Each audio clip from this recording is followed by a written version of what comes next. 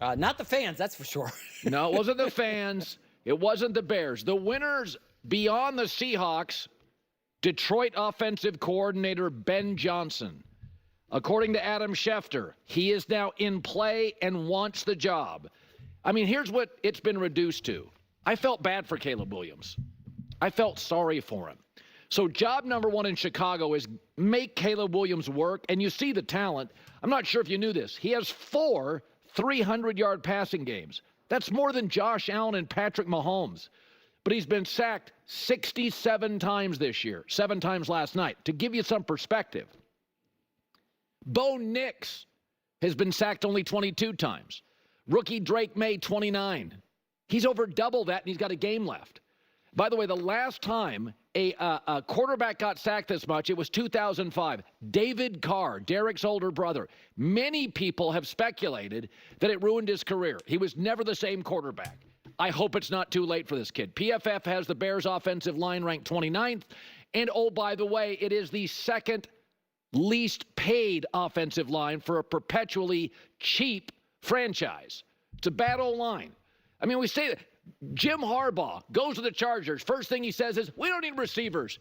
Get me the best tackle in the draft to protect Justin Herbert.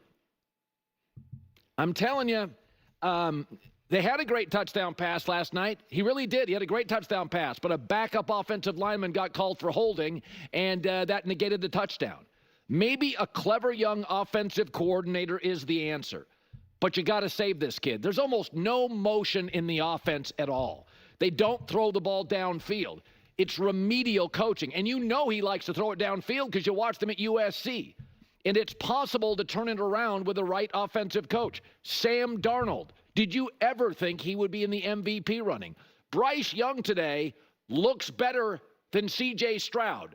That would have seemed outrageous a year ago. He got the right offensive coach. And by the way, Baker Mayfield's got an offensive coordinator that's going to get head coaching opportunities. You can turn this puppy around. You don't even need a head coach. If you get the right coordinator, you can see magic.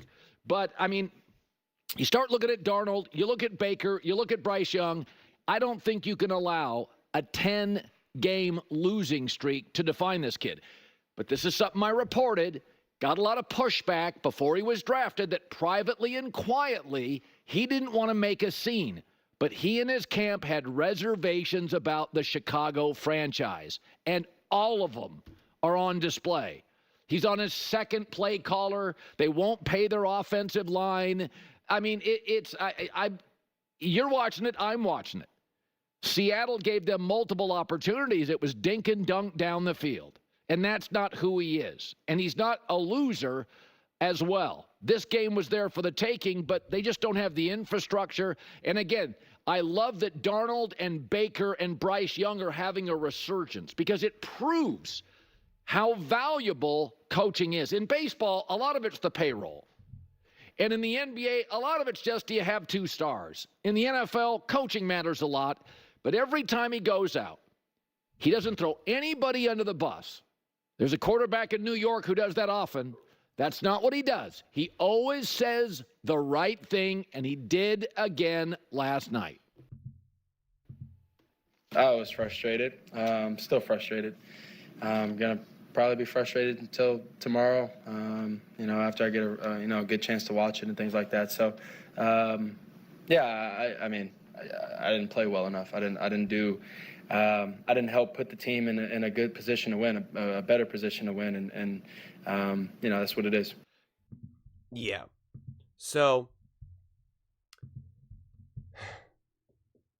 this was certainly a game. That's for sure.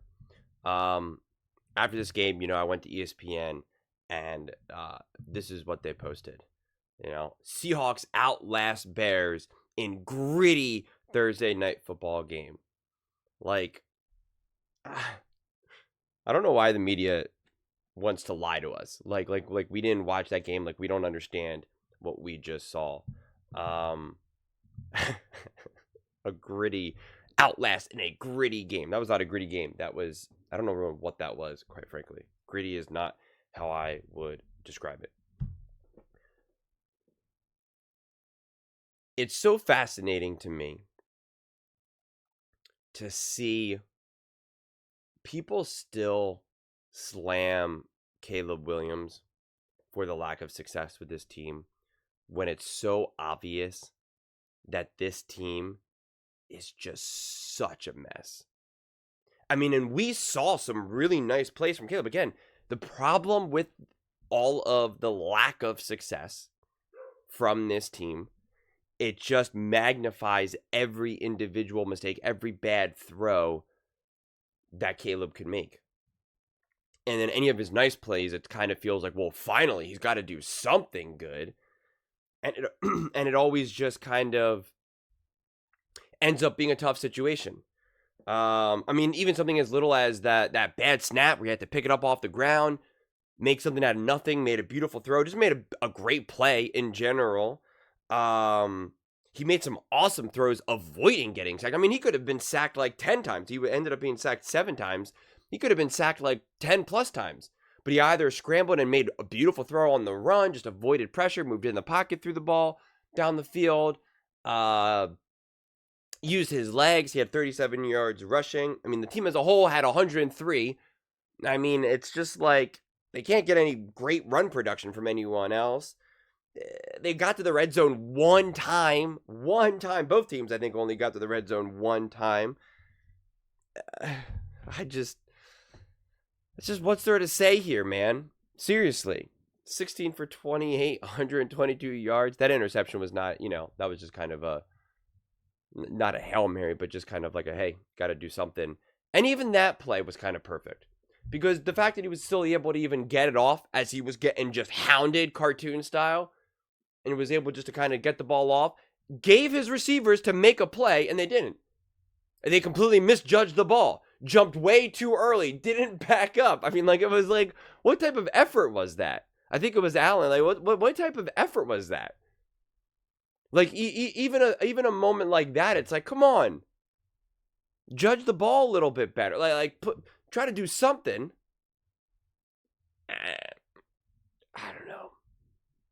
I don't know. I was at least hoping we were going to get like some action, honestly. Something interesting.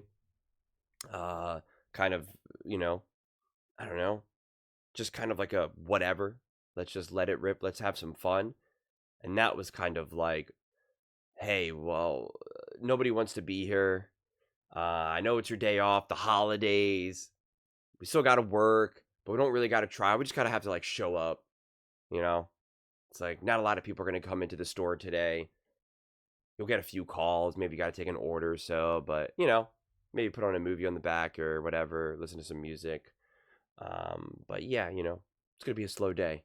That's what it felt like. That's what this game was. Kind of like you got to work, but like no one's really coming into the store.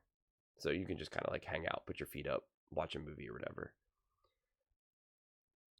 And it's disappointing. I understand it, and to a degree I even accept it, but it's still a tough pill to swallow, honestly. And you want to see better. And what I find probably more frustrating than anything, and that's why I have to kind of keep mentioning it in all my videos, is just like the piling up on Caleb, that it's like somehow his problem, like he is the source of this problem. And that's what I take issue more than anything, is just everyone trying to use Caleb as the source of this. And again, right, like I've said these names a lot too, and Colin saying it here, looking at Baker, looking at